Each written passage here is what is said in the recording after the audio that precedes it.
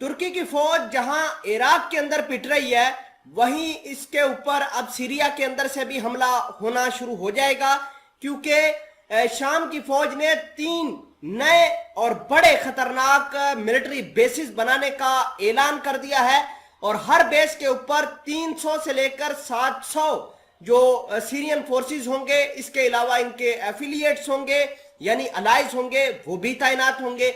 इसके अलावा रशिया ने मुख्तलिफ हथियार दिए हैं सीरिया को इन तीनों बेसिस के ऊपर रखने के लिए कि कल को अगर टर्की अटैक करता है अपने नदरन साइड के ऊपर, जहां पर तुर्की सेफ जोन बनाना चाह रहा है, तो सीरिया की आर्मी तुर्की को अच्छे से रिस्पॉन्स कर सके।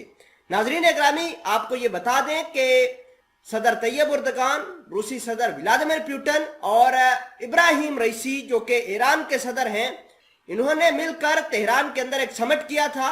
और समिट के अंदर ये बात की थी कि तीनों मुल्क एक साथ होकर जो कॉमन इंटरेस्ट के मामलात हैं उनको परसू करेंगे। लेकिन ये मामलात अब ऐसे सिंपल दिखाई नहीं दे रहे। मामलात क्या हैं? तमाम तर चीजें प्रूफ के साथ आपके सामने रखी जाएंगी। छोटी सी गुजारिश है कि आप हमारा यूट्यूब चैनल हसना टीवी को सब्सक्राइब करके पास मौजूद घंटी के निशान को दबा लें ताकि लेटेस्ट न्यूज आप तक बर वक्त पहुंचती रहे। खबर देखिए जिसके अंदर लिखा है, Syrian army builds 3 new bases to counter Turkish threat. ये एक अहम डेवलपमेंट है और इस डेवलपमेंट के साथ आपको ये भी जानना जरूरी है कि कल सीरिया के अंदर ही बहुत बड़ा वबाल इकट्ठा हुआ। सीरिया के अंदर अटैक हुआ था और रूस ने किया था अटैक, कुर्दों के ऊपर किया था, जिसके नतीजे में 9 लोग जान बहक जबकि 30 के करीब लोग जख्मी हुए थे। इसके अलावा अगर हम इराक की बात करें तो इराक के अंदर भी अमेरिका खुद को नुकसान हो रहा है। इसके अलावा तुर्की खुद को नुकसान हो रहा है। तुर्की ने 2 रोज कबल कुर्दों के ऊपर इराक के अंदर अटैक किया था, आज खुद तुर्की के ऊपर इराक के अंदर अटैक हो गया। तो ये मामला बहुत ज्यादा भयानक हो रहे हैं।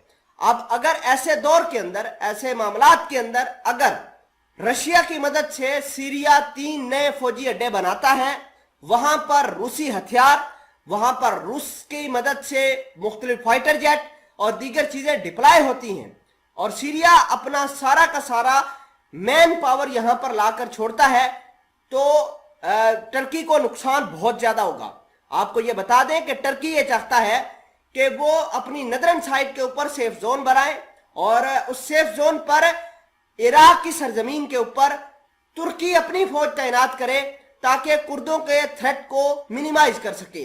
खैर, कुर्द जो हैं वो अमेरिका से भी सपोर्ट हासिल कर रहे हैं और तुर्की के सदर अमेरिका के ऊपर भड़क गए हैं कि आपकी फौज जो है लगातार कुर्दों को हथियार भी दे रही है, पैसे भी दे रही है, वेपन भी दे रही है और ये तमाम तर चीजें कुर्द फिर तुर्की के ऊपर अटैक करते हैं।